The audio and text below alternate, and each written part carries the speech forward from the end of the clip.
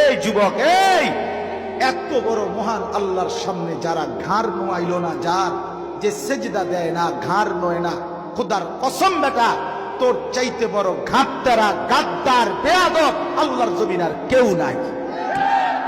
তুই সবচেয়ে বড় ঘাউরা বেটা, তুই গাদ্দারা নাম্বার 1, তুই গাদ্দার, তুই গাদ্দার বেটা,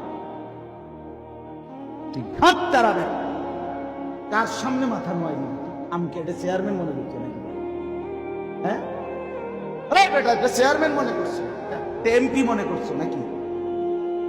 এত বড় মালিকের সামনে তুমি মাথা নোয়ানো, তোমার ঘাড় কত শক্ত ঘাড়, চিন্তা করছেন?